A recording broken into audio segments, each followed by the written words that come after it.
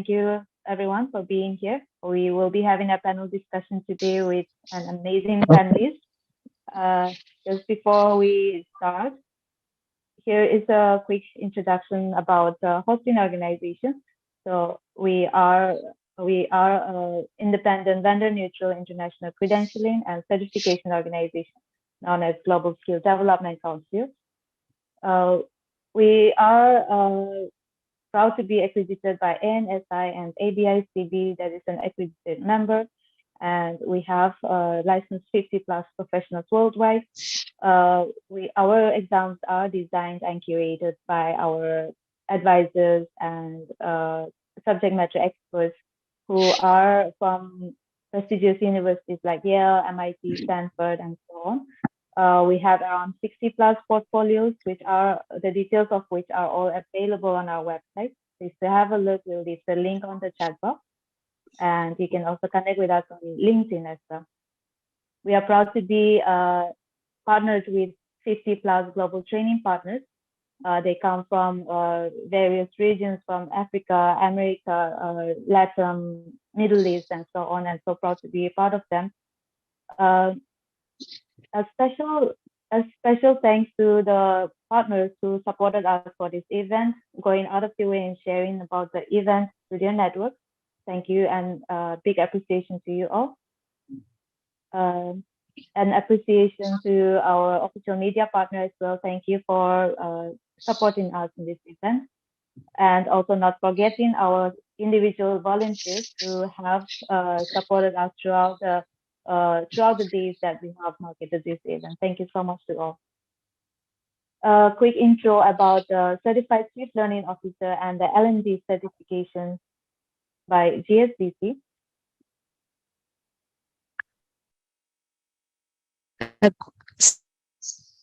So the Learning and Development Professional Certificate and the CLO certificates are designed by our advisors.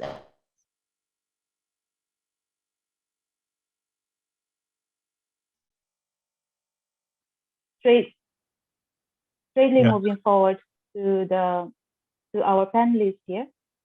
We will be the session will be moderated by our very own Shannon Tipton, and we have our panelists Mary Ann Polson, Dr. Jerry Zandstra, and Mr. Joe Ilvento.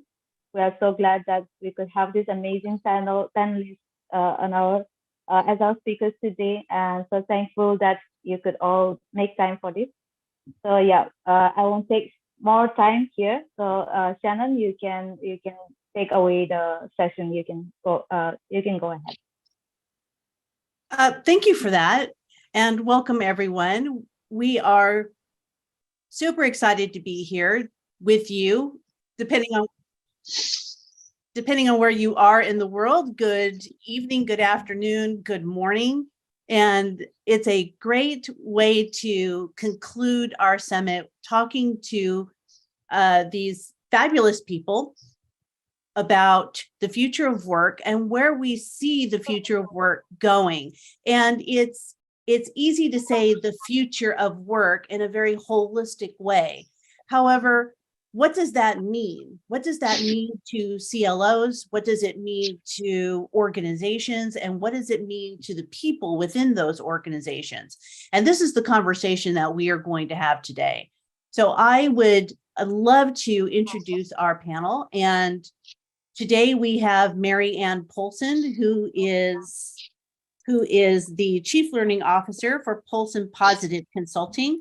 And she has been involved in learning and development for over 20 years, specifically around the sales and solar markets, et cetera.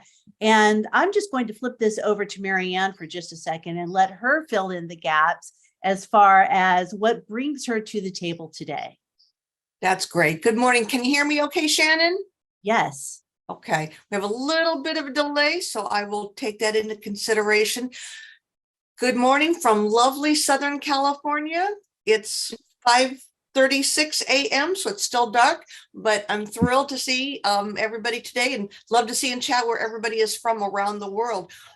Why I'm here, Shannon, is to challenge us as learning and development professionals to go full force with gusto towards the future of work. When I started back in the dark ages, and I swear I'm not that old, when I started in training, learning, and development, I was, again, just a trainer. But now we are all transformers. And with that in mind, it is important for us to go, like Star Trek, go where no one has ever gone before. And we have to be the leaders, and we have to step into the arena where it may be uncomfortable, but our companies expect us to have the latest and greatest and take those brave steps. So I'm here to help give some strategies and tips and tricks on how to do that. Excellent. Thank you for that. And I love with the word that you used, with gusto, right? And I think that's what's required right now, is that we go where no person has ever gone before, if we're going to quote Star Trek, and really grab a hold of that. I love that. So thank you. And next up on our panel, we have Jerry Zandstra. I promise I practiced that. I do every day. And Jerry is the co-founder and chief strategy officer at MindSpring, a global leader in creating learning experiences for some of the largest organizations in the world. So thank you, Jerry, for joining us. And I'll turn it over to you as well to help us fill in the gaps as to why this topic is important to you, and give us some further detail about your background and where you might be sitting right now. Sure. Well, thank you, Shannon. Where I'm sitting right now is Michigan, which is in the Midwest. Yeah, thanks a lot, Marianne. It is. It was 2 below last night, and I'm looking out at quite a bit of snow. So this is a fascinating conversation to me, because I really can't think of a period in my professional life where there have been more shifts and changes. Technology is bringing massive changes to how we work and how we learn. COVID has just rewritten all of the rules. Working from home is a massive change. Plus, manufacturing, healthcare, retail, all those things are getting more and more complex. And the complexity sometimes comes from the tech, sometimes it comes from just changing circumstances. But these kinds of conversations done with other people who are passionate and experienced in learning are just phenomenal opportunities for us to think together. And right now, I think that's very much what we need. I agree. And thank you for that. It is about collaboration, isn't it? It's how do we get there from here? And the only way to get there from here is to do it together, and to have all of the brains in the room to figure out what the future may hold for us when we don't know what the future holds for us, right? So that's always a tricky conversation. Very much so. Yeah. So thank you for that. And lastly, we have Joe Ilvento, and Joe is the Chief Learning Officer and Director of Talent Development for Commvault, and you've appeared on the cover of Chief Learning Officer. So I think do we have a star amongst us? So thank you. And again, pleasure to be here. Good afternoon, good evening, good morning. I think, so been in the learning space for 30 years, been in the talent space. I think we all maybe started similar to you, Marianne and Shannon, where we kind of started in the training side, then evolved into talent. I think that the learning and talent piece kind of go hand in hand. I think I agree with everyone. I think it's interesting times. We're at a flex point within our learning industry where artificial intelligence, some of these AI tools that we're seeing are really going to help us. I want to say almost we're kind of in the old school of paper-based competencies and skill profiles and paper-based development plans. And now all of that's changing. There's some new technology that's coming out that's really going to automate and lift us out of that world of kind of using charts and books and documents to kind of craft a profile, but really leverage it into something that's almost dynamic and automated and real time and really learner based and learner focused. So great topic. When I was asked to speak at this one, I'm actually working on a project called Skills for the Future. So it wasn't a hard jump to move from where the work I'm doing right now to this opportunity here. So looking forward to the conversation. Me too. And I think unless you've been living under a rock, the conversation of skills has been floating around for at least the last year or so, as evidenced by reports by McKinsey, by the World Economic Forum. So there's been a lot of information going around. And real quick, I'll introduce myself. My name is Shannon Tipton, and I am the owner founder of Learning Rebels. And I have also been around this block a time or two, or 30, if we're going to put it like that, and have held a variety of learning leadership positions within organizations. Now, I think the interesting space where we come from now is a place of uncertainty, because you can almost cut the L&D history right at the period of COVID, where we all had to make significant adjustments to how we work, right? Based on that particular point in time, where we had to take an internal look at what we do, how we do it, how we're going to provide for the business, and how we're going to provide for people. So my first question to you is, when we think about the future of work, what is L&D or talent's responsibility now to further keep that momentum going and stay aligned with the business? And I'll start with you, Mary. All right. Well, I'll tell you, Shannon, it all comes down to being, again, the leader. L&D is not just labor and delivery, which we do, but it comes back to actually not necessarily just to learning, but to leadership. And what I mean by that is that we have to be the catalysts within our companies and firms to be able to challenge the status quo of making sure that we're tackling the needs for our new learners, while keeping in mind the diverse groups that we have to train. And so we have to not necessarily jump 100% into an AI or use solely ChatGPT or something like that. We've got to make sure that we have our feet firmly on the ground, but also with the future. And we've got to challenge our CEOs. We've got to challenge, again, work with our HR partners to really have them be part of the process of this transition. Because just like Joe and Jerry said, this is an uncertain time, but guess what? We are the catalysts to make that change happen. And so we have to keep on top of the technology. We've got to recommend things that they've never thought about or tried before. And that's where we have to become, and our teams have to become the subject matter experts as best we can to go ahead and face that new future. Yes, totally. And with you, Joe, what do you see?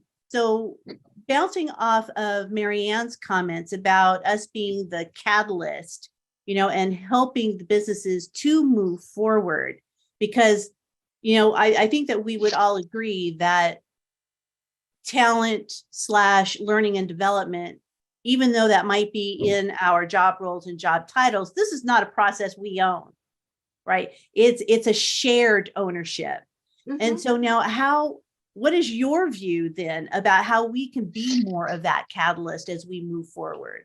Yeah, I would agree. I think that term consultant, kind of strategic orchestrator, knowledge expert, all come into play as hats that we have to wear as chief learning officers or people in the learning space. The C-suite is looking for us to point them in the right direction. I will say that because that merge of talent and learning and succession planning and career pathing is all coming together.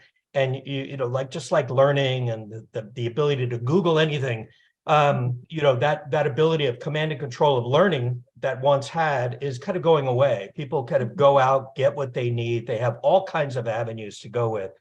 So if we're going to bring a more systemic approach or a more strategic approach in-house to an organization, we want to make sure that it's flexible enough to empower our HR business partners, our business leaders, our C-suite leaders, our learning and development folks, and all those that support us, but at the same time, empower the learner. So we have to give that flexibility. It has to be a balance.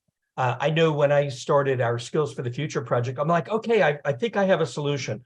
And then you do a little bit more homework. And because in these last couple of years with some of the new technologies that are coming out there, you don't want to jump into something too quick, because any system you put in play, it's a 1 or 2 or 3 year commitment.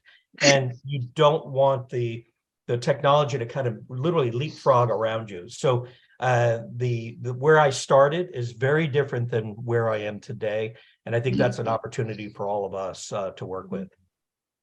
I totally agree with that. And Jerry, what is your view? So when we take Joe's comment of, where we're at today is not where we started, even as little as 3 years ago, much less 5 years ago.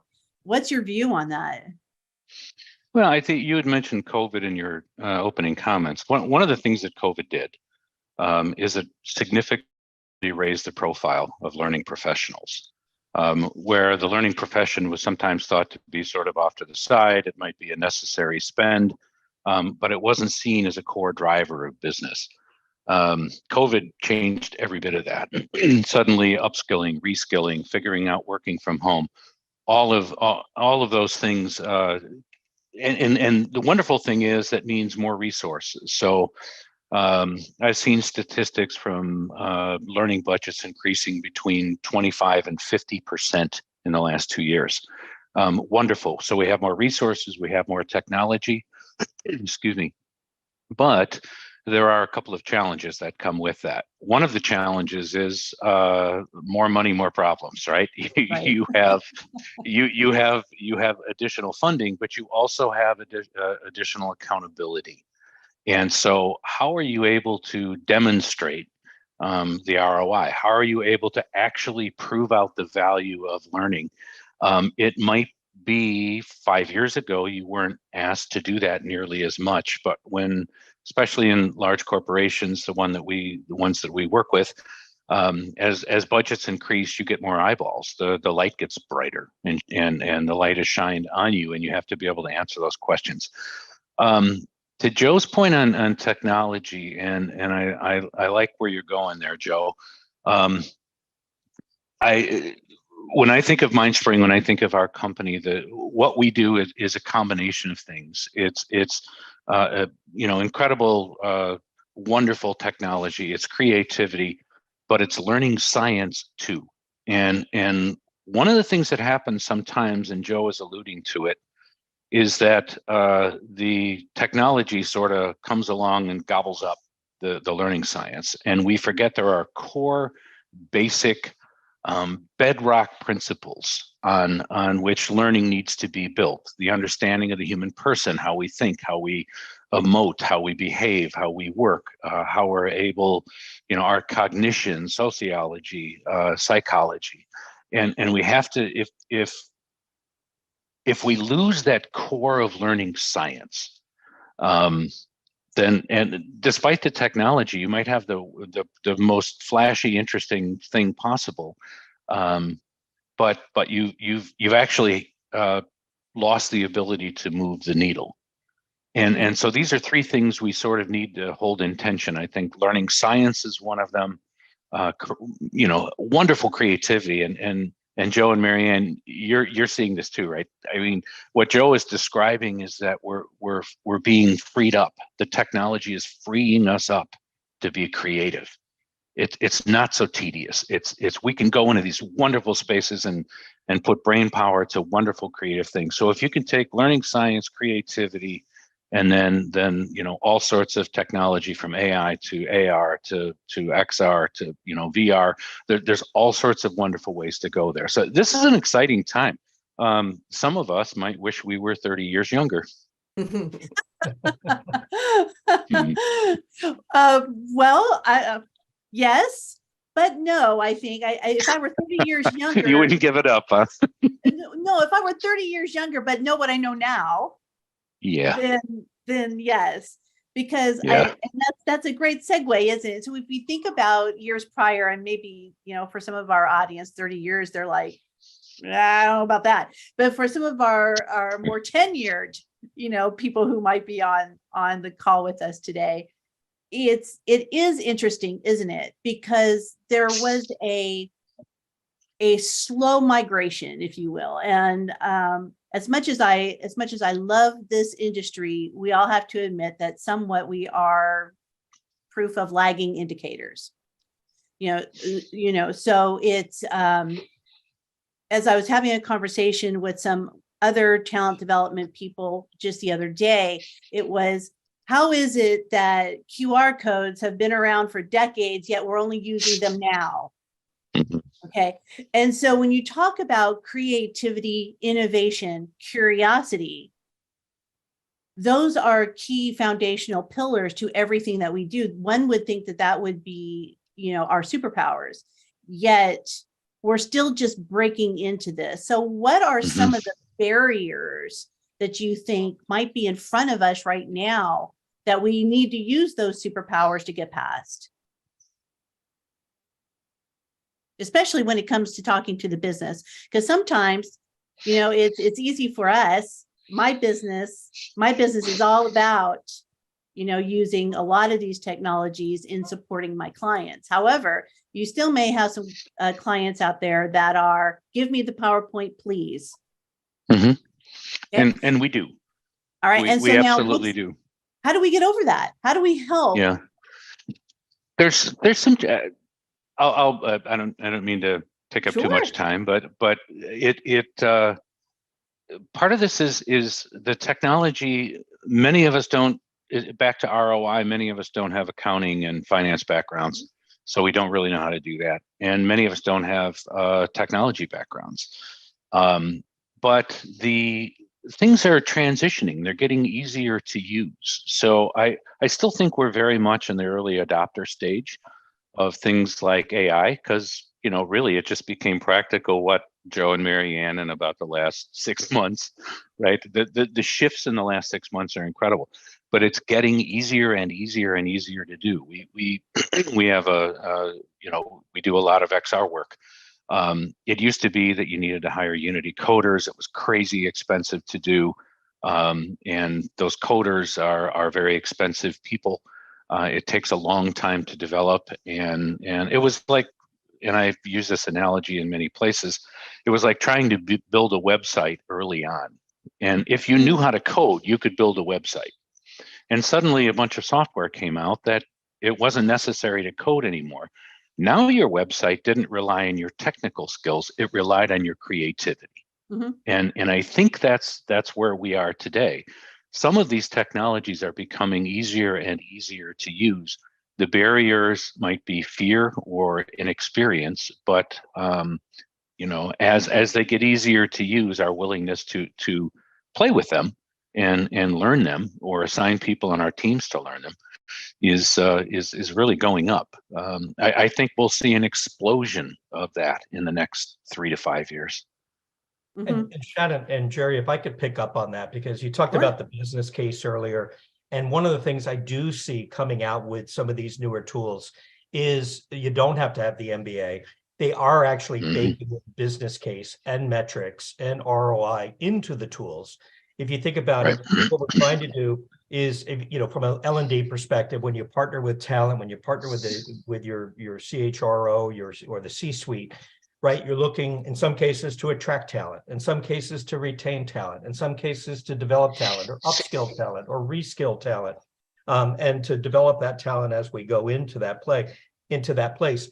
And So the tools can kind of meet people where they are, depending. So whether you're bringing people in and onboarding them and getting them up to speed faster, you can show metrics on that. The tools will help you show metrics on that, you up to speed, or be able to identify those gaps much more effectively and quickly, and say, here are the skills you need for next week, or the week after, or within the next few months, or the next project that you're going to get assigned in 6 months. So let's start getting you upskilled now, so you're ready to take that on.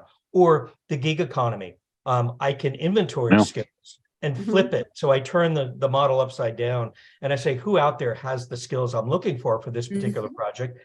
I might only need it for 6 weeks, but let me pull from the organization. So instead of that vertical line of sight, marketing only deals with marketing and L&D only deals with marketing, I might actually pull people from all kinds of functions. So again, it creates this pool of talent and this opportunity that exists where you can look at talent strategically.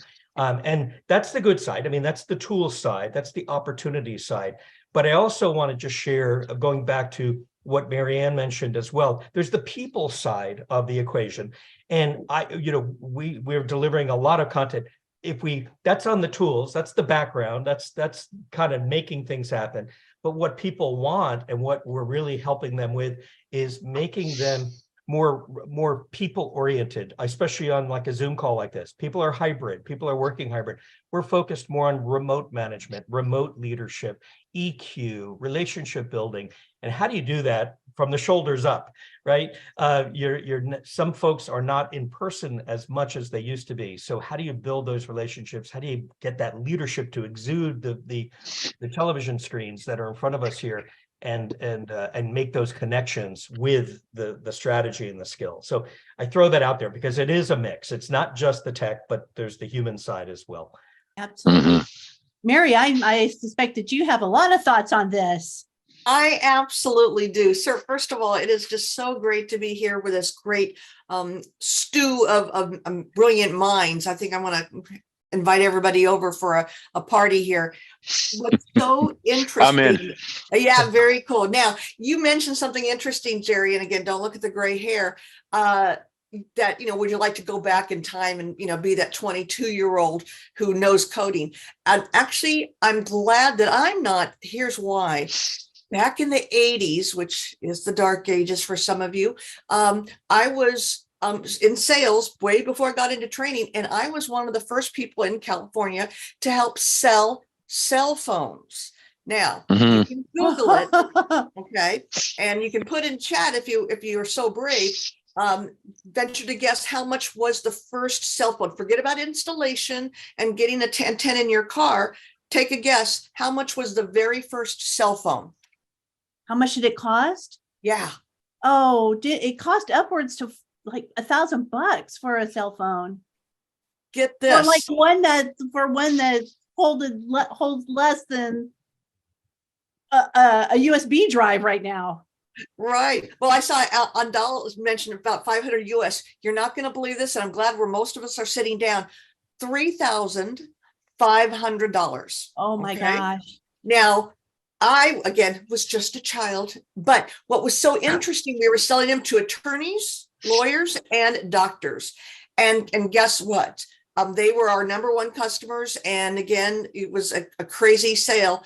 But what was so interesting in that, as I reflect upon being that early adopter, I didn't have the foresight to know how big it was. I thought it was just going to be a very select market, but those people who saw the value and benefit jumped right in. And so what I like to do is take that experience that I had back in the 80s to know that you've got to just jump on in. And one other last example, because I started off in sales, we were selling in 1995, a little earlier, or a little bit later on, we were selling the first precursor of websites. And guess what? No one had a computer except for some folks. I didn't even have email at home. And yet we were selling these things for the web, which, by the way, I'd be the first person to admit, when I went onto a website, I didn't know what you were supposed to do when you got there. Okay. But yet we believed in the technology and we believed that this was the future of learning. So with that in mind, reducing the barriers, I liked how Joe and Jerry mentioned about that. That's where we have got to be the trailblazers and work as business partners with our C-suite to literally remind them about how many of them were, some were, but many of them were not brought up with the technology that we have today. Okay. I ventured 10 years ago when, and again, in the learning development world, we didn't do very many online meetings and they were very rough. And again, they weren't necessarily productive. But like we said, COVID changed everything as well. That was a tragic and horrific situation. It also was helped propel us to extreme learning so that we would have to make sure that we took the bull by the horns and made sure that we forced ourselves to get in the thick of it. One last example I'll share is Chat GPT. And Shannon, I don't want to take away from your questions, but just about a month and a half ago, I kept seeing all this jibber jabber about Chat GPT, and I challenged myself. I said, I'm not going to be a slow adopter. I'm going to be one of the first people who decides, is this worthy or is it just a fly by night? And I'll tell you, I spent some hours with the system and I'm a convert, might be taking over the world, but I will tell you that as opposed to fearing it, I'm going to help my companies that I work with take advantage of that so that we can use that technology and be open to trying new things. Mm-hmm. It's easy to fall down that Chat GPT rabbit hole, isn't it? And I mean, I think we, between all four of us who are big into learning tech, it was an easy sell for me. I did a few prompts in there. I was like, oh, look at this. Okay, this is fun. I wish that we use technology more to help enable the solutions that we need for our businesses to move forward. And when we bring the topic back to the future of skills and the future of work, then all of these technology things, yes, they have their special bucket to sit in. And the people have their special bucket to sit in, and the business has its special bucket. Well, actually, the business is the holder of the bucket. So when I speak about barriers, you've got CLOs, you've got training directors, you have training managers or L&D managers or L&D directors, whatever title you are giving yourselves nowadays. Yeah, you've got a group of people who are very excited about harnessing this information and the data sets that come with it. And maybe the business isn't as mature as it could be in order to take those sets of data and put use to them.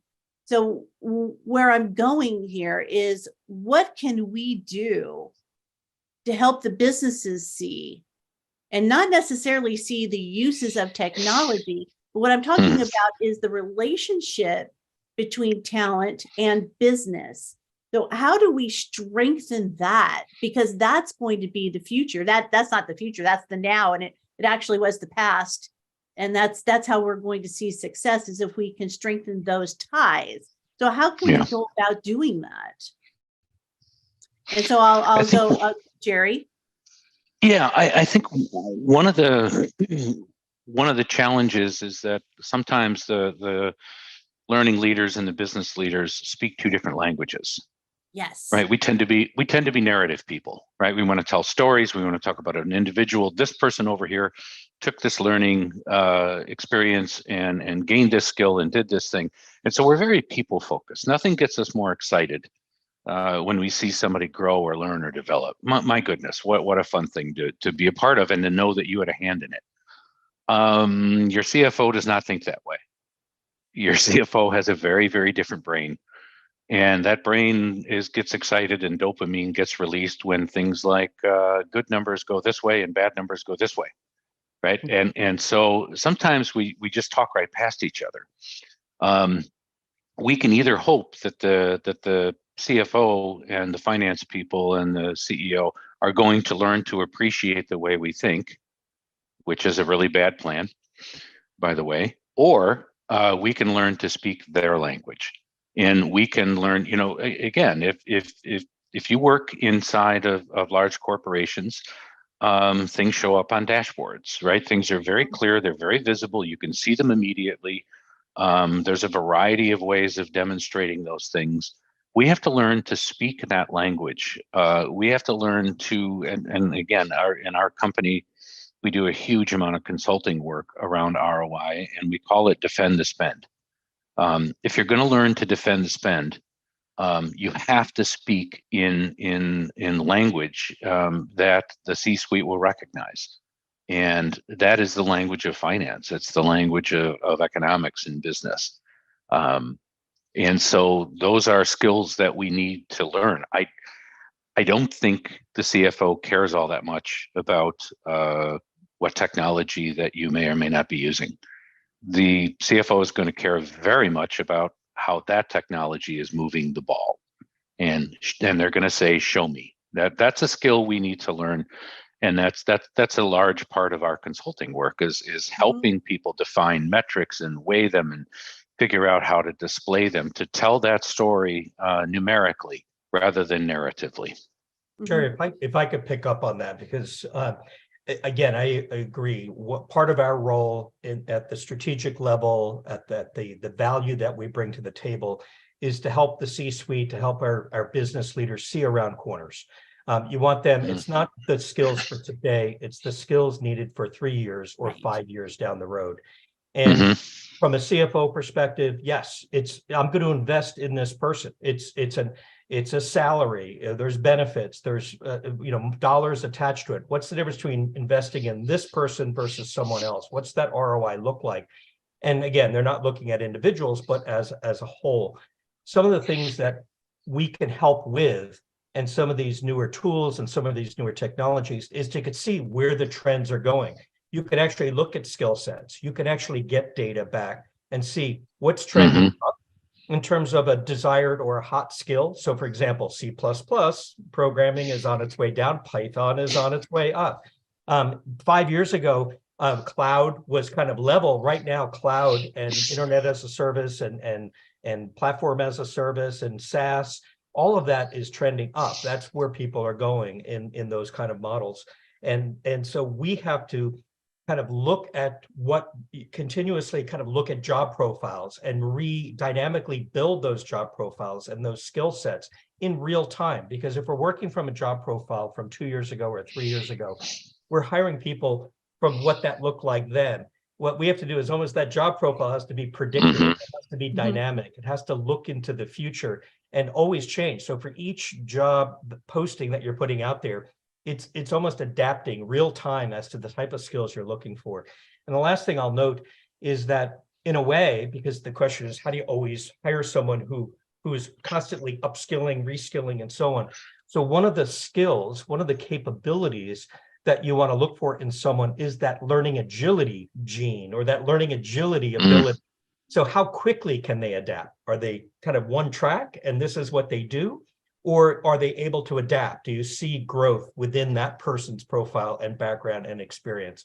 And that learning agility is really what we're looking for, because guess what? Things keep flexing. We keep pivoting left and right as we go forward. And ideally, that's the team member that you want working with you, regardless of where they sit in the organization. So I'm going to add to that, if that's okay, Shannon. Sure. All right. Well, again, just because we're all lifelong learners, I'm taking some notes. Great stuff. I'm going to copyright, see you around the corner. So that's awesome.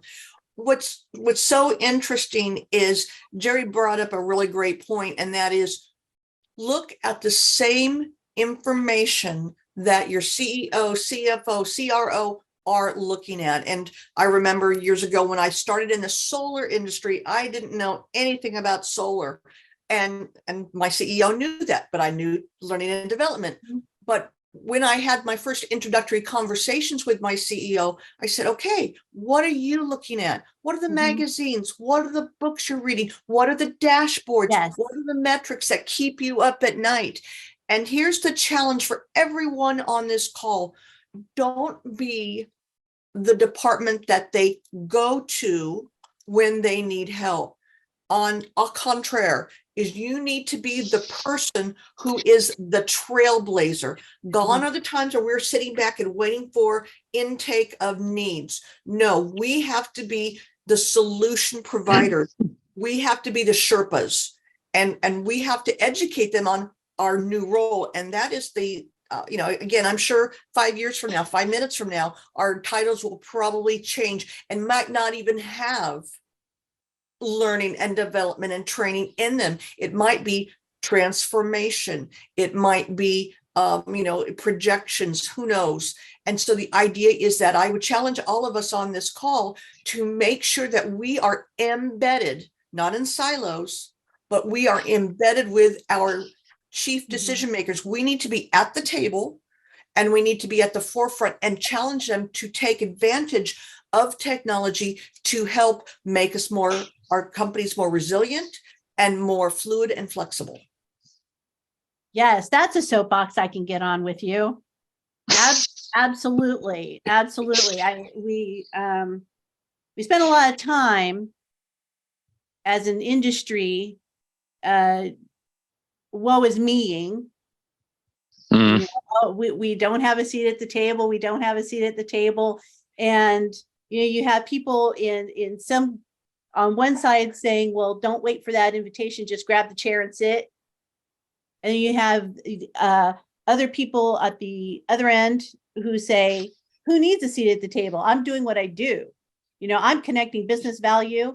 I don't need to have that seat at the table, right? I am producing results that align with what my business wants, right? So there's two parts to this, both of which though headed in the right direction, because we want to connect to the business in some way to help bring it forward.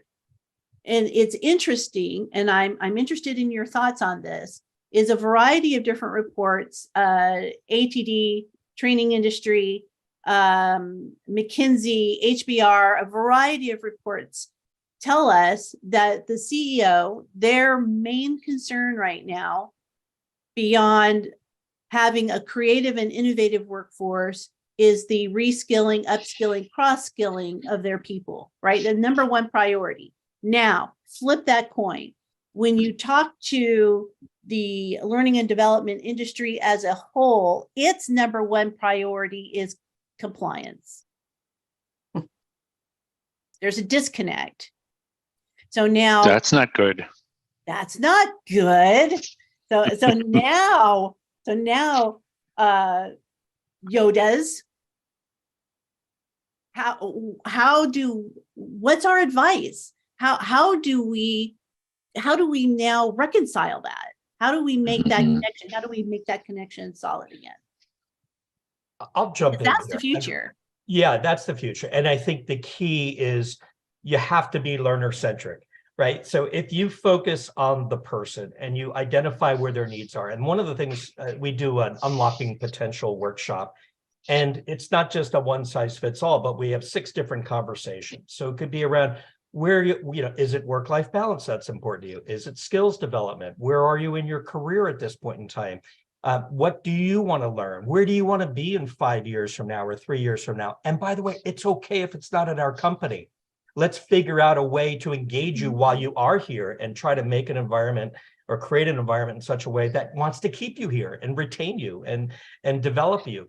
So I think part of that is to empower the learner, because personally, I do believe what's going to happen is the technology will catch up. It will have a skills profile. We'll understand proficiency levels. We'll have not only a skill rating, but also how effective are you at delivering against those skills, working in teams, working remotely, working on various projects. And maybe there's going to even be some technology that will put together the best team. So there might not even be a human selection component of it where there's this line of sight and say, look, you have a project, you have an outcome, type it in, and here's some suggestions of the best team and people that are available in the company at this moment in time, or for that matter, outside consultants that are available at this time. that can come together and have the higher success rate of making that project happen in a shortest period of time. So if we can empower the learner to own their skill sets, to own their profiles, to own what's important to them, different people at different stages. Some people have families. Some people, they don't have the time to work late and weekends and invest the time.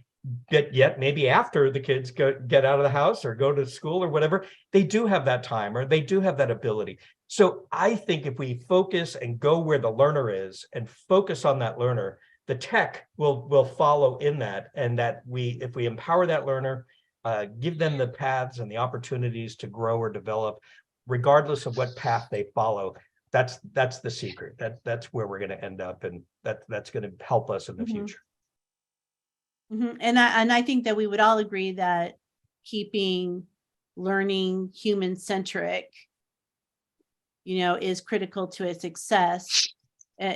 Attaching relevancy, attaching how it's going to help them be smarter, better, faster, right? Because we all know that saying that nobody comes to work to fail. So how can we help them not fail? And I think that when we go back to my previous question, which was how do we connect the dots, where you have a L&D department, if you will, that whose priority focus is safety training, compliance training. Yet over here at the C-suite, they're really worried about, who's coming in the future and how are we going to be more creative, innovative, and collaborative. Right. And those two things are not aligning, but they're both important. So what advice would you have, to people who might be listening that are struggling with that exact paradigm? Yeah, I would say you need a deep understanding of the business objectives of your firm. For the CLOs who work in publicly traded companies, are you reading the quarterly reports? Are you paying attention? Are you spending some time with people in the C-suite? Are you coming to understand them and then connect their needs to what you're doing? And we do a very popular consulting engagement, which is called needs analysis. And the needs analysis looks very much at the learner, like Joe was talking about, but it also connects those needs of the learner to the needs of the organization. And so we always talk about a healthy learning culture as sort of a three-legged stool, right? It's connected to the business outcomes, it's connected to the learner, and then it's connected to the business team. The learning team. So the learning team is healthy, the learners are healthy, and the business is healthy. And if you disconnect any one of those things, if the business is saying we have this massive priority right here, right now, and you're off putting all of your effort and time into safety training, into lockout tagout, that's a miss. That's a miss. You have to connect to business outcomes, and you have to understand what those business outcomes are. And then something we haven't talked about, you have to learn to market. Learning teams and most learning teams that we deal with hate it when we say this, but you have to learn to market. You have to learn to market to your learners. You have to think like marketers to your C-suite. You have to think like marketers sometimes in your own learning team, but you have to tell your own story. And you have to tell your story in a way that maintains that human element for the learners, and in a way that ticks the boxes, checks the boxes for the business side of things. You have to be constantly marketing, and most of us would rather. Engineers suffer from the same thing. I created this cool thing. How come nobody wants to buy it? Because you didn't market it, right? But it's look at how cool it is. I know, but you didn't market it. And so when you launch learning, when you're reporting on learning, you're constantly communicating. You're constantly marketing your value, or you're taking away from your value. I couldn't agree more. Oh, we could have lots of talk about that. I was part of the committee for the LPI that built the competency, or rather the capability around marketing learning. And so that's a sweet spot. You just hit my heart. Thank you. Thank you for that. You're welcome. And it is so important, and it would be easy for me to derail this conversation and talk strictly about marketing, but I'd like to come back to, first off, yes, communication. How well are we doing that between the people within the business and the business itself, right? Those conversations happening. But you said something really interesting, if you don't mind me backing this up, is you said a healthy learning team. Mm-hmm. What does that look like? What does a healthy learning team look like? Yeah, again, it's in our way of thinking, it's one of the essential three legs of the stool, and oftentimes it is ignored. CLOs are oftentimes paying attention to learners, and they're paying attention to the C-suite and CFOs, but they're not thinking about their own team right in front of them. Are those people valued, right? Are they given the opportunity to learn and grow? Are they given the tools that they need? Oftentimes the learning team says, yeah, there's all this great technology out there. We don't have any of it. I read about it. I see it displayed, right? And so, from as a leader of a learning team, are you providing the learning opportunities? Are you providing the white space that your learning team needs just to think? Not to just produce all the time, but you're constantly pouring yourself into content. Where are you filling yourself back up? And where are you providing opportunities to see new tech, to play with it, to explore? Where's the sandbox in your organization? If it's all fluorescent lights and you're just, pounding away 50 hours a week doing standard issue instructional design stuff, you're not going to retain people. The content is not going to be very good. And if they're using technology from, when Mary Ann was in high school, no, it's not going to be great. And then don't be surprised by that. You need a healthy learning team. Yeah, I'll pick up on that. It's the classic, shoemaker shoes, right? Make sure development plans for your team members. One of our leadership capabilities we have for the entire organization is thought leadership. So we actually promote that. So what are the ways? Make sure they're getting out there, making sure they're looking into the future, not just the past, as to what that might look like, and really developing those skills.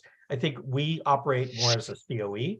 So I think part of a healthy learning team is that consultative nature.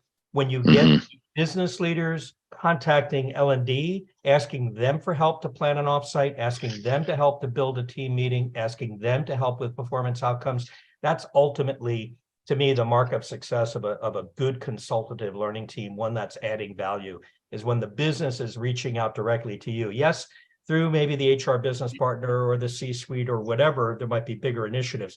But when you have business leaders, managers who attend your sessions, who participate and rub elbows with you, and now they're reaching back out to you saying, we like what you did here. Can you even take it a step further or expand it to the rest of the team or bring it out to the entire division? That, to me, it shows healthiness within an L&D function, because it's business driven versus top down or L&D driven. Absolutely. And that ties in with what Mary had said earlier, which is be the go-to, right? And it's not about us knocking on doors saying, what do you want from us now? Like Oliver, right? Give me more. It's how can we bring people to us, right? We want to pull. We want people to see the value, understand the value. We want to be real contributors in that space. We want to be able to help meet people halfway and not just be that, order taker. Do you want fries with that? Right. We want to be that consultative partner. So Mary, I'm really interested in your view here about that healthy L&D department. What does that look like? Well, Shannon, that is a huge personal passion of mine. First of all, for everyone on the call, if you're currently not running your training team, whatever you want to call it, if you are not running it as a standalone business, having the mindset to be your own CEO, to make sure that you've got the metrics and you've got the return on investment conversation ready to go, and not even just ready to go, bring it up. You have got to be, again, the driving force. Again, I started at a little company called Verizon before it was even Verizon many years ago. And when I was, again, just a child, thank you, Jerry, I assumed that mom and dad, meaning the corporate, had it all taken care of. And it was comforting, it was wonderful. But then as I grew into the world and to the senior executive leadership, I realized, oh, I'm mom and dad. I have to have the answers, and I've got to be confident and competent at them. And so starting with a learning team that is healthy comes from educating your CFOs, your CEOs, etc., on the value and importance of training the trainers. Okay. We wouldn't allow a physician to do brain surgery without being trained.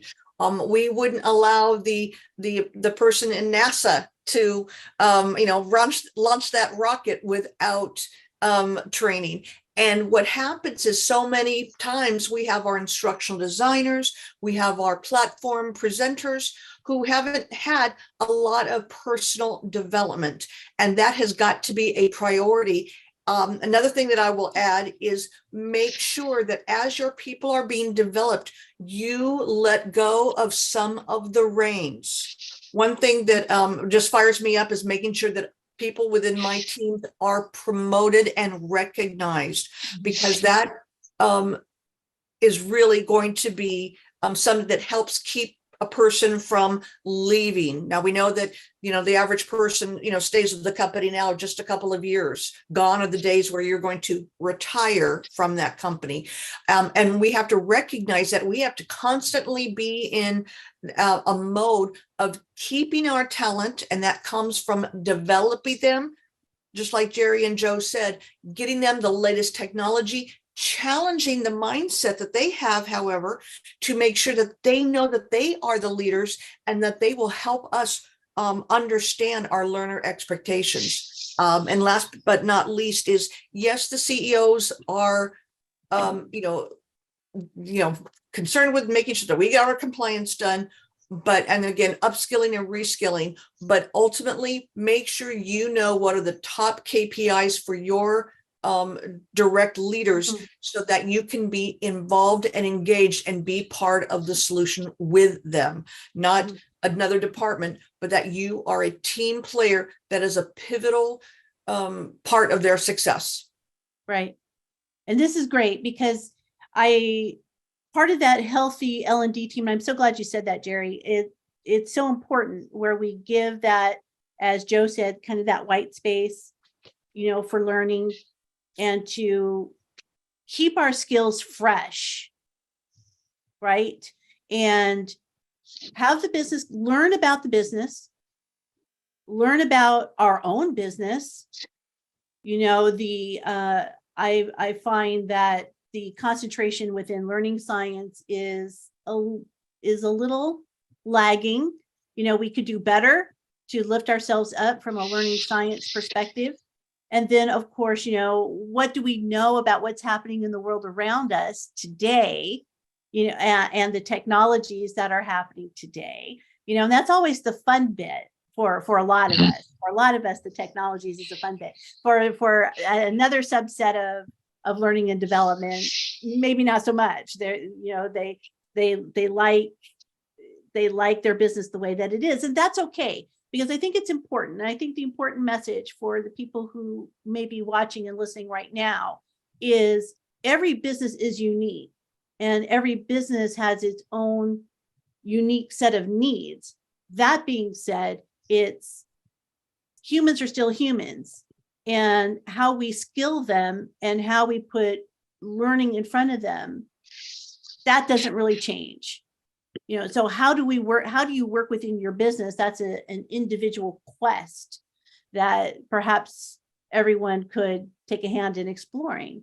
But now let's talk about a little bit of fun, right? Let's talk about a little bit of fun. Now, and it's funny that you talk about marketing, and Marianne, it's funny that you talk about sales. I'll give my age away here in a second. Is anyone remembering Zig Ziglar? Oh, yeah. Mhm. Okay. And Zig Ziglar, who was a sales guru here in the United States, used to say, you can have the best product in the world. If you can't sell it, you've still got it. Okay. Now, when we apply that to the learning needs of our organization, we can create massive amounts of content. But if it doesn't connect to the need, if it creates disruption within the workplace, if people can't find it, then we've still got it. And it's not doing anyone any benefit. So I'm curious as to your thoughts now about how can we create learning content, be that through curation methods, community building methods, learning in the workflow, et cetera. How can we now ensure that we've got learning that's out there that is resonating, you know, where people are not letting it collect, you know, dust bunnies? How are we going to do that? So I'll start with you, Joe. Yeah, I'll jump in. Love the marketing component of things. Big marketer. You know, to me, it goes back to your compliance question. So what's the answer? You do both and. So I look at compliance. I'm about to launch a compliance program next week, all 3,000 global employees. But we're going to get them into the LMS. We're going to get them trained into the program. It's an e-learning course. But just like you go into the store, if I get 3,000 people going to the store, I don't want them to just go into the store, take the compliance training and leave. I want a point of sale opportunity. I want to advertise. I want to use that path that they're going in there to say, hey, look at this other stuff that's available to us. So you can partner, you can co-market in that opportunity. So to me, it's like you have built-in traffic through compliance training, and then it's an opportunity to kind of let them know that this other content does exist. We take approach that if you think about what's changed, everything now is in 60-minute, 90-minute chunks that we deliver for the most part, because a lot of it's virtual. It's no longer 2.5 days of classroom-based training. So we break things into pieces. We create titles, things like Zoom productivity tips or Outlook productivity tips. So things that people will say, what can I can attend this session and what am I going to get out of it? 5 secrets to, it's a very salesy marketing titles that will engage the learner that say, okay, this is good. In 60 minutes, I'm going to walk away with 5 tips or 3 secrets or new ways of doing something, or how to, create a pivot table in Excel, because it's not how to learn Excel, it's how to create a pivot table or a VLOOKUP. Right. So it's very specific where people can see something, look at it and say, this is going to help me in that environment. So salesy oriented one sheets that go with the emails that go out. We email a newsletter goes out to every employee, hyperlinks where to register, brief program description. When they get to the page, the objectives are always there as to the key learning points. And we encourage people to register and log in. So it's a combination. So the marketing, the salesy component is baked in. Agree 100%. Mm-hmm. Jerry, what are your thoughts now? How are we going to? We've got these fun tools now in front of us. We've talked about chat GPT. We talked about AI, augmented reality, virtual reality, all of these fun sorts of things that we can use. To Joe's point, is that we keep it small, you keep it succinct, you help them do their jobs better. We use these tools to help them do their jobs better. And so now, how do we get them in front of people? Yeah, so if you think like a marketer, and if you've ever hired a marketing firm, the first thing they're going to ask you is to develop a persona. They're going to say, who's your client? Who ultimately is your customer? And you're going to spend a great deal of quasi-annoying time trying to describe to the marketing firm this is who we want to reach. But the reality is sometimes we think we know learners, we think we know their profiles. We actually sometimes call them personas to connect specifically to. If we are dealing with people that are 30 and under in an IT company, that's going to be very different than we're dealing with a manufacturing company where the average age is 56. Those are two, and you can take AR and VR and cool technology into that 56-year-old average company, and they're going to try VR, they're going to get dizzy, and they're going to stop using it immediately. Is it cool technology? Yes. Did you pour your heart and soul into good learning science? Yes. Do you understand your learners? No, you don't. You didn't. You didn't bother to do that. And so, once we understand the learner, once we understand that persona, then we can market to that persona. So we actually draw out a picture of a person, and we list a whole bunch of characteristics of that person. The difficulty is you want to say, well, this learning is for everybody. No, it's not. This learning, typically you're applying it to a very specific persona. What is that persona? Are you going to capture everybody inside that persona? You're not. But it's really going to help you target what you do. And then the way that you deliver it, depending on the audience, it might be a game. It might be AR. It might be just in time. It might be, we built true video games for people because that's what their learners are used to learning. We did a really cool project in the EU where we built an actual sort of Monopoly-like game that they could play because they were trying to raise their financial competency. You need to deliver in such a way that matches with where your learner is. Right, every time you say this, you think, I got to do all these things. Yeah, you do. It's hard. You really do, but you have to know how to market, and you have to understand personas, and you have to understand IT, and you have to, grasp the deep truths of learning science, and you have to do all of those things all together. This is a hard job. And I like that you used, learner personas. I think it's important as part of, a lot of times when I talk to L&D people and we talk about learner personas, they conflate them with marketing personas, and they're not the same. So I think not the same. I think it's important for us to clarify that the two are not the same. They're close. They're like kissing the cousins, one can inform. right? The one informed. I think I've learned a great deal from going through the exercise of building learner personas. Of sort of marketing personas, but it has to be translated into the learning world. But some of those basic skills up from the marketing side of things are really helpful. Oh, absolutely. Absolutely. There's a lot of transferable skills there. Yep. And so when we talk about, so specifically for, for Joe here, is when we talk about learner personas, okay, part of learner personas is understanding what the barrier is to learning, right? It's we need to understand their jobs better.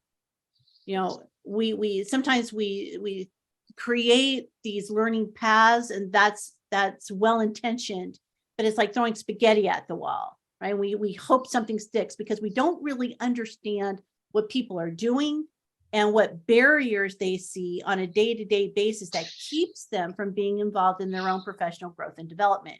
So now how can we bring in, AI, AR, VR, and all of these other sorts of technologies and embed them into the traditional learning path? That might be more helpful. Yeah, it's a great question. And I think this is where some of the technology can help us. So some of the employee experience platforms or some of the other platforms that exist out there, you can actually see who are your highest performers and what are they touching? What are they reading? What are they seeing? What additional training are they taking over and above the career path? So the career path is kind of skills focused, job focused, and so on. But you might also find they're opting in. So there's the kind of required training that might be career path oriented, but there's also electives. So what are the electives that these folks are interested in?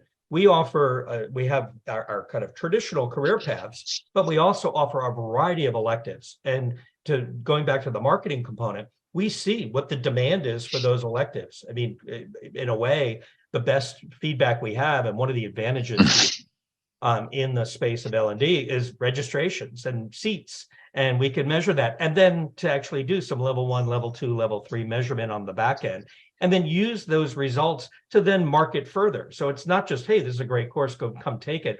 It's, look, people who attend this program can show an increase in skills, can show an increase in team engagement, can show an increase in whatever the product or the program is focused on.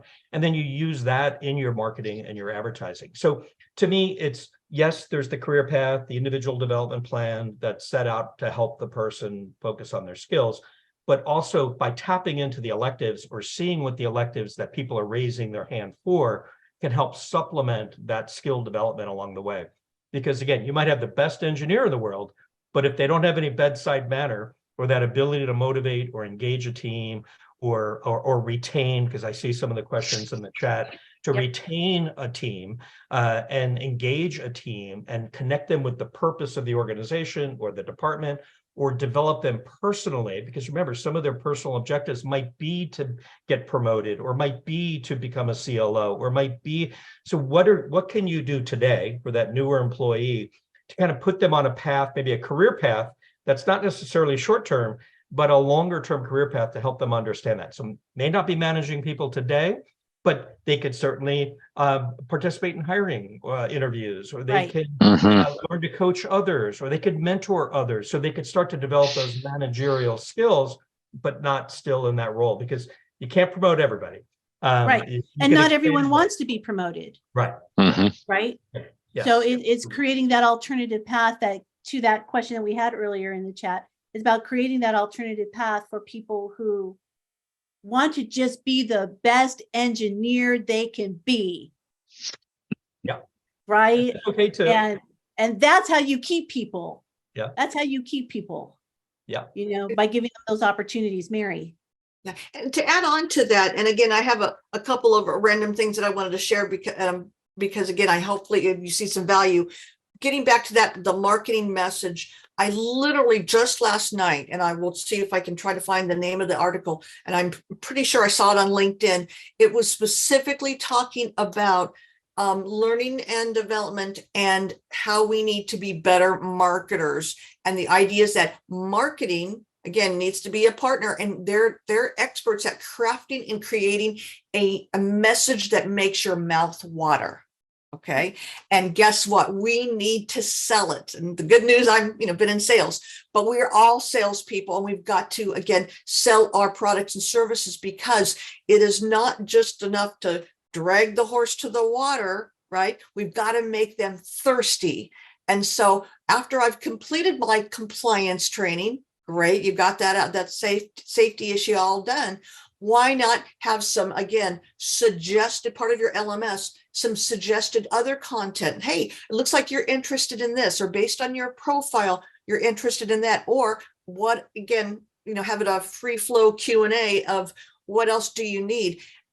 So that's number one. Number two is it comes down to not just the needs assessment or needs analysis of what the CEO and the other departments need. It also comes down to being learner centric, like we've talked about a bunch this morning or today. And that is getting with those top performers and find out what are they doing to elevate themselves to make sure that they are more relevant and impacting the business.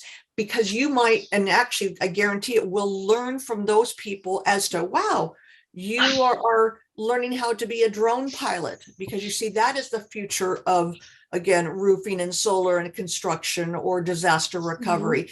You will learn more from your learners. We learn from our brothers and our sisters so much more than we possibly learn from our CEOs.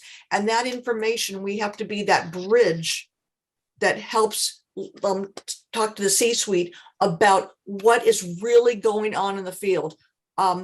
One of my, I guess you could just say it, pet peeves is when the senior leadership makes decisions without really understanding the population they're talking about. And that is super, super important. So it comes down to, I loved how you used the word electives, reminds me of college, right?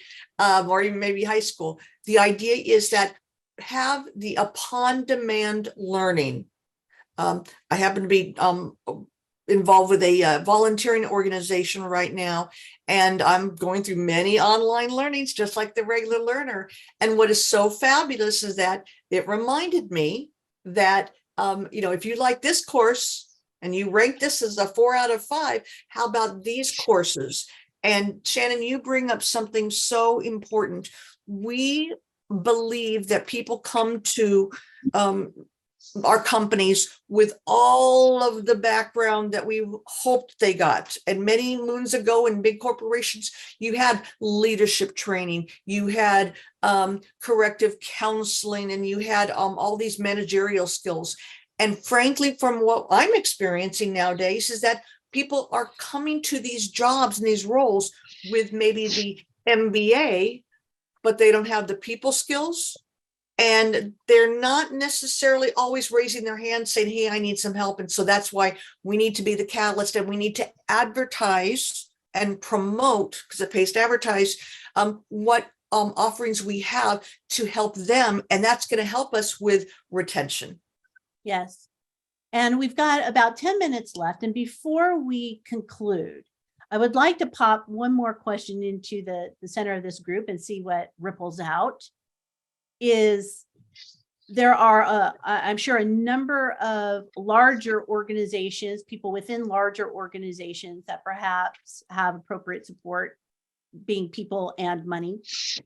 But there, I'm sure, are a lot of smaller organizations where you're that one-man team, one-woman team, and you've got to steal budget money from, IT in order to get things done.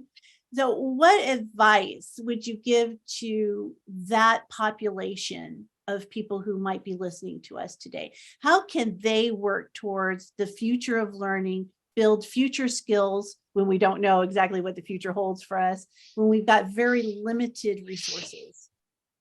And I'll start with Jerry. Jerry, what piece of advice would you give? Yeah, a couple of things. I mean, one of the wonderful things about the L&D community is that we find there's a great deal of willingness to share, and there's a number of forums in which to learn. And so, we're not inventing things that are going to be, our intellectual property. They're not going to be patented, right? We're sharing best practices. There are organizations. ATD, a number of them have been mentioned. Training industry. There's a bunch of them. There's all sorts of research that's already done for you. Wonderful opportunities. A big part of what we do is consulting work. That work is growing because complexity is growing. There are organizations, we do it, others do as well, where you can hire fractional learning experience designers or fractional creatives. We have a service where you can hire a fractional CLO if you want to. And again, as somebody who started a business with just my partner and I, we've grown, but back then we had a chief financial officer fractionally. We brought in an expert for just the amount of time that we needed because he knew many, many things that we didn't know. So there are lots of opportunities to find wonderful ways to learn and grow and be part of a community. And again, Joe mentioned the gig economy, right? You find somebody that you need somebody to do something for 6 months or 6 weeks or 6 months, could be. My goodness, there's all sorts of opportunities for that. Right. Thank you. Absolutely. Joe? Yeah, I'll pick it up. It's not so much the dollars that you're spending. To me, it's creating a L&D team that uses innovation. So it's more about being innovative and being creative. I always talk about, kind of being a MacGyver. That's a very American TV-centric term, but you got a piece of Scotch tape, a rubber band, and a paper clip. How do you make a training program work with just what you have available? So I think there's lots of things you could do to be innovative. So one is leaders teach. We talked about us not always having to be the experts. One of the best ways you can engage the business into your training and to get the business on board is to get the leaders of those businesses to do a teaching. Now, again, do we expect them to teach the entire program? Yeah, that'd be great if they do, but usually kick it off. Kick off the leadership program, kick off a program, get them to share a story. Even if you capture them on video, it's a way of engaging them, engaging the business, and making it tie back to the skills that you're offering. Be creative in that you may not have the opportunity or the budget to hire a marketing team, but partner with a local school. Go to the master's program, and the master's level folks at colleges offer an internship or a low-paid internship, or for that matter, people are even just looking to do a project. They want that corporate experience. And I used to partner with NYU and with their OD department, their PhD candidates, and it was wonderful. And I almost every year I had the professor calling us when I was at my Citigroup days to kind of place people into this role. We'd give them a small project, and we learned from it every single time. So there's ways. I would just argue that it's not so much the dollars, but it's the innovation. Leverage a TED Talk, or leverage a book, or create a book club, or use executive book summaries. There's lots of different avenues you can take to introduce new ideas, new technologies, and get people engaged into your content. That doesn't necessarily mean a huge budget or a lot of dollar investment. Great words of wisdom. Thank you for that, Mary. Well, I got to say that many of us started off with humble beginnings, and the whole concept of a learning and development budget was a panacea.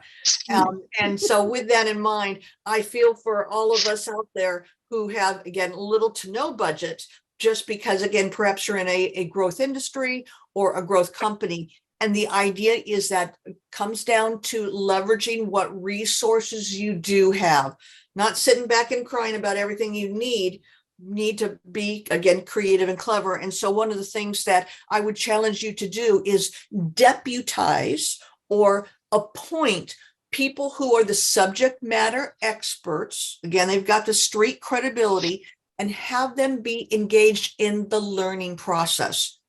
They say that children who don't like to eat vegetables will be more engaged and more willing to eat those vegetables if they are a part of the cooking and preparation of the meal, because they've touched that squishy tomato or that pepper or that bean.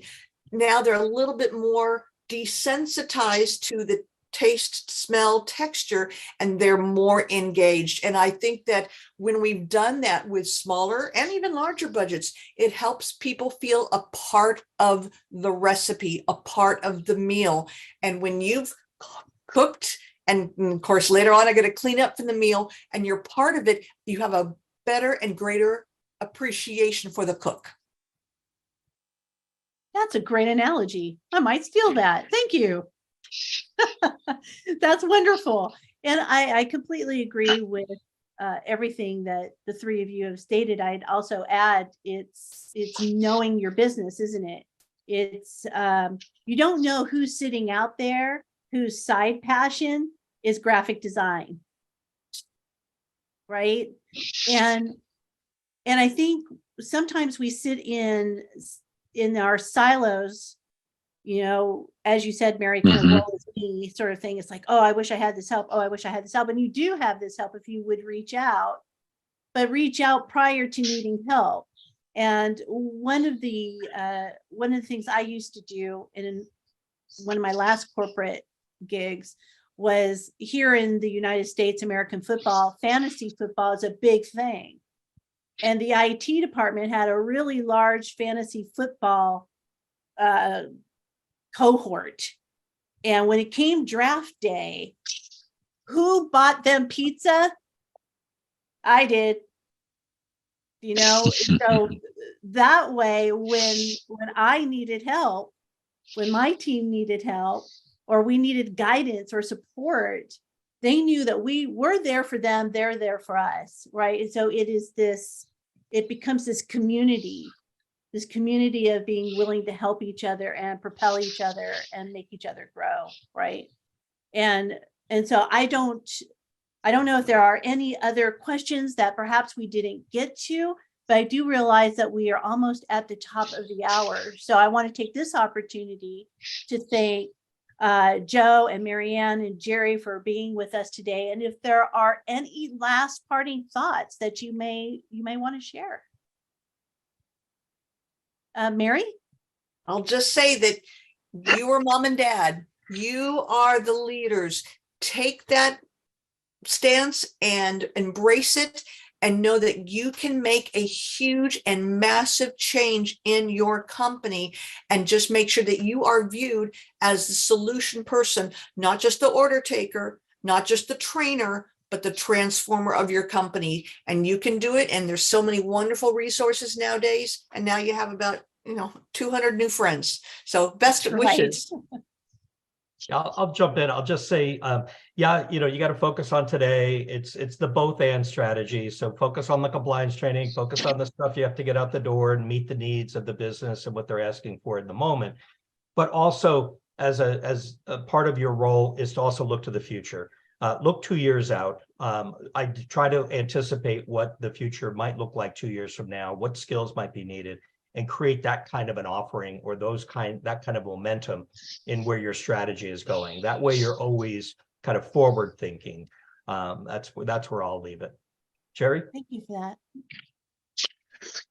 Yeah, what a wonderful opportunity to change people's lives.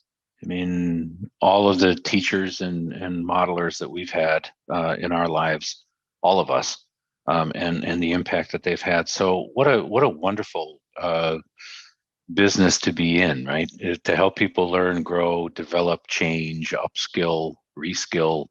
My goodness. And I guess my final thought would be, I would encourage you, when you see interesting things, dive in head first. And the technology, don't fear it. The business metrics, don't fear them. There's no reason to be afraid. Dive in head first. Absolutely. There's support out there within your businesses if you reach out and ask for it. Absolutely. So thank you for all of this. And as those of you out there watching, you see our names there on our little Zoom windows. And I'm sure any one of us would be happy to connect with you on LinkedIn if you wanted to do so, as well as to ask any follow-up questions. So on that note, I'll say thank you everyone for listening and participating. Jerry, Joe, Mary, thank you so much for your time this morning. Mary, very early for you, so double thank you. I'm in Chicago, so I feel your pain about the weather. It's very, very cold out there. And I will flip this over back to our hosts for today.